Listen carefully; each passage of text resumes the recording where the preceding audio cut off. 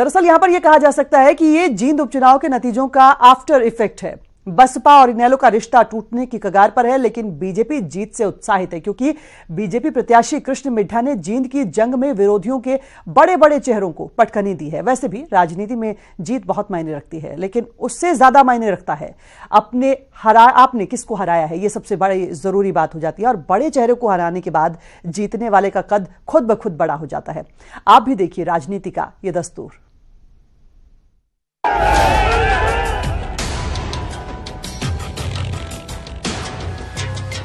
राजनीति की कोई परिभाषा नहीं होती, राजनीति के कोई कायदे कानून नहीं होते। राजनीति में बस जीत जीत होती है और हार हार।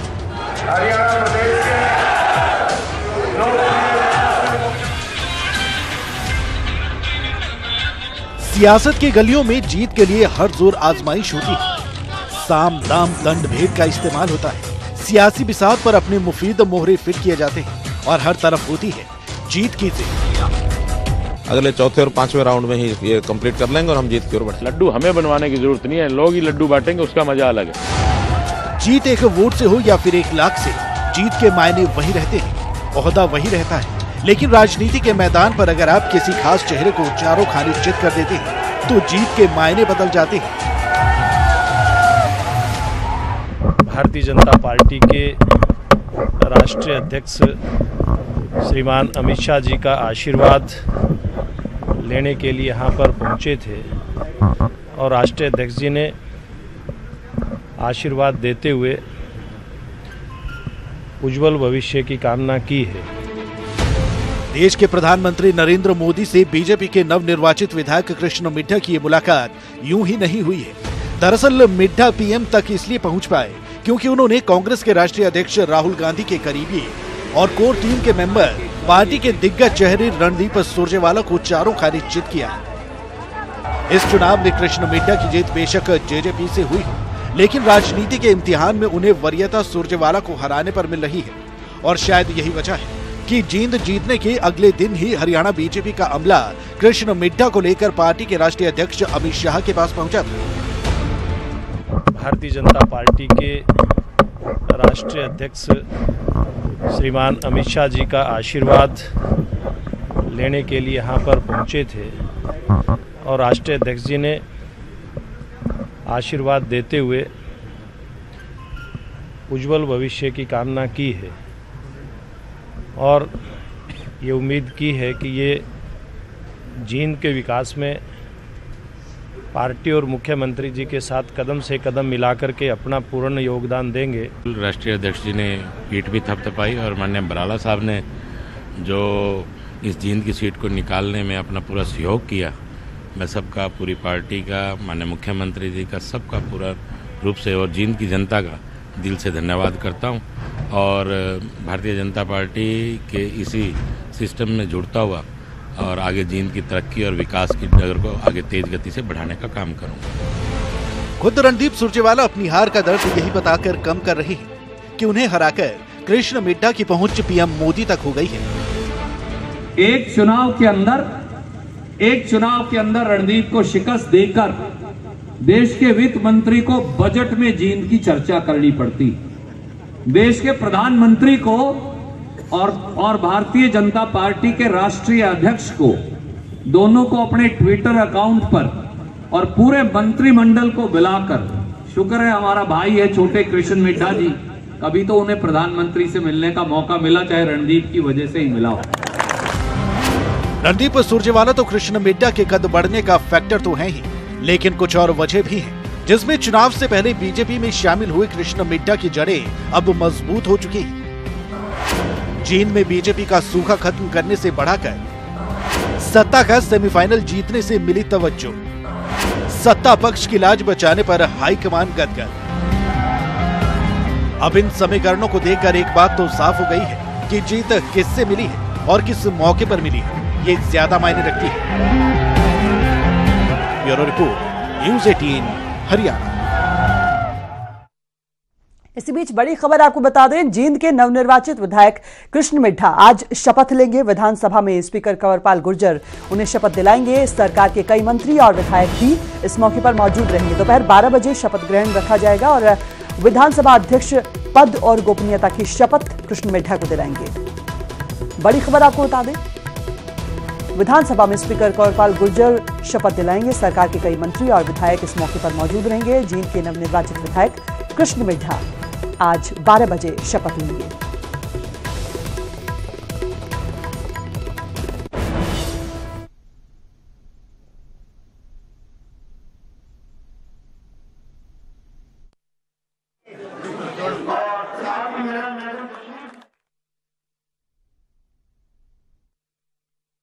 और जेजेपी नेता और इंसो के राष्ट्रीय अध्यक्ष यानी दिग्विजय चौटाला क्या कुछ करें ये भी आपको बता देते हैं। उन्होंने कहा है कि उपचुनाव में नतीजों से कार्यकर्ताओं को निराश होने की जरूरत नहीं है, बल्कि हौसले के साथ और कड़ी मेहनत करने की जरूरत है।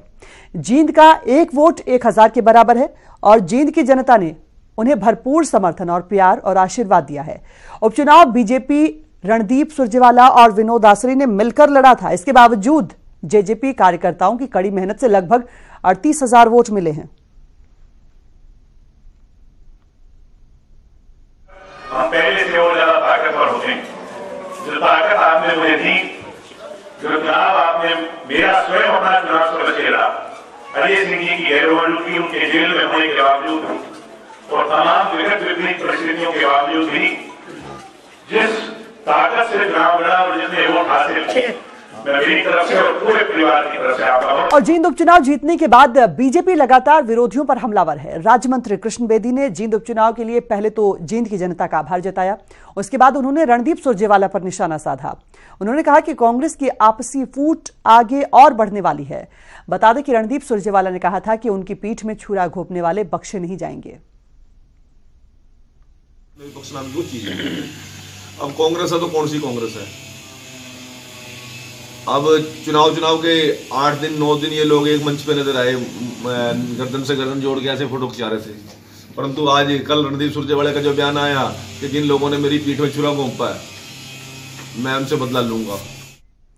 वहीं सोमवार को चंडीगढ़ में हरियाणा कैबिनेट की बैठक हुई। बैठक में बजट सत्र की तारीखों पर मोहर लग गई। इसके अलावा कई और अहम फैसले भी लिए गए। चंडीगढ़ में हरियाणा कैबिनेट की अहम बैठक हुई। बैठक में बजट सत्र की तारीखों का ऐलान कर दिया गया। हरियाणा विधानसभा का बजट सत्र 20 फरवरी से शुरू होगा।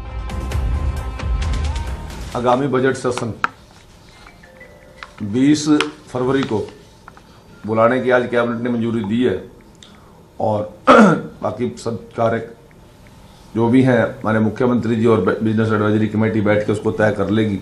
सेशन कितने दिन का होगा, कैसे कितने दिन का होगा और कब बजट पेश किया जाएगा और वो कब तक चलेगा, ये सारी पावर्स आज कैबिनेट ने मुख्यमंत्री जी को डेलीगेट कर दी। इसके अलावा बैठक में कई और फैसले भी लिए गए। अब पटवारियों के दूसरे जिलों में भी तबादले हो सकेंगे। ग्रामीण क्षेत्र में नंबरदारों का मानदेय 3,000 रुपए किया गया। नंबरदारों को 7,000 का मोबाइल भी दिया जाएगा। पीडब्ल्यूडी के सी ग्रुप के सेवा नियम में भी बदलाव किए गए। धार्मिक संस्थाओं के लिए स्टाम्प ड्यूटी 1% की गई, 5% से घटाकर 1% की गई स्टाम्प ड्यूटी। वहीं हरियाणा पुलिस में एसपीओ को 18,000 रुपए वेतन मिलेगा। पिछले दिनों माननीय मुख्यमंत्री जी ने उनका एक बहुत बड़ा सम्मेलन हिसार में किया था। वहां पर एक बड़ी घोषणा की थी कि जितने भी हमारे नंबरदार बंधु हैं उनको पहले 1,500 रुपए ऑनरेरियम हरियाणा सरकार की ओर से दिया जाता था और माननीय मुख्यमंत्री जी ने उसको डबल करके 3,000 रुपए मासिक और 7,000 तक का उनके लिए राशि का मोबाइल देने की जो बात घोषणा की थी, आज कैबिनेट ने उसको अपनी मंजूरी दे दी। लोकसभा चुनावों को ज्यादा वक्त नहीं रह गया है। ऐसे में मनोहर सरकार भी वोट बैंक को साधने की कोशिश में जुट गई है। ऐसे में उम्मीद है कि बजट सत्र में कई और लोक लुभावन ऐलान जरूर किए जाएंगे। चंडीगढ़ से मनोज कुमार, न्यूज़ 18 हरियाणा।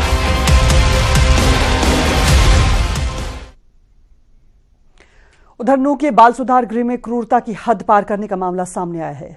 गौमांस बेचने के आरोप में एक नाबालिग छात्र को न सिर्फ मल खिलाया गया बल्कि उसके साथ बेरहमी से बार बार पिटाई की गई।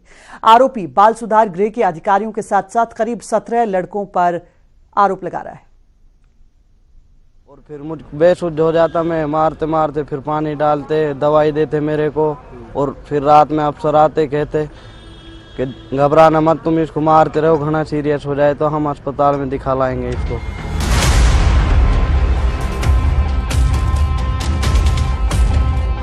ये नाबालिग खुद के साथ हुई क्रूरता ही बयान नहीं कर रहा बल्कि सिस्टम की सच्चाई भी सामने ला रहा है।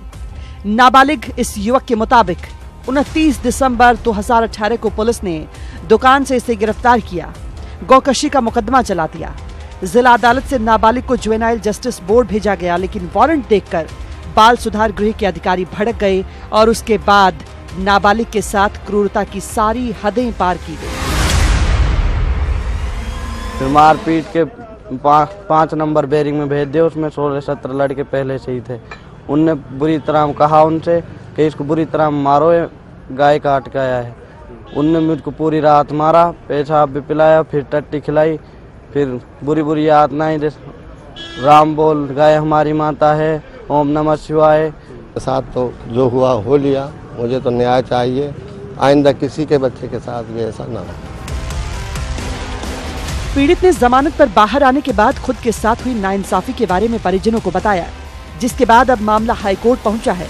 इसके साथ ही मामले में हाईकोर्ट ने हरियाणा सरकार को नोटिस जारी करते हुए डीजीपी को स्टेटस रिपोर्ट पेश करने के आदेश दिए हैं।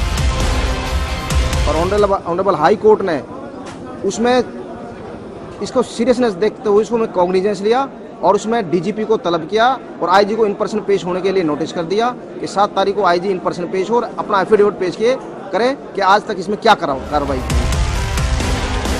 पीड़ित परिवार को हाईकोर्ट से उम्मीद है कि उन्हें न्याय जरूर मिलेगा। इसके साथ ही यातनाएं देने वाले कर्मचारियों के खिलाफ सख्त से सख्त कार्रवाई की मांग भी की गई है। नूंह से कासिम खान, न्यूज़ 18 हरियाणा।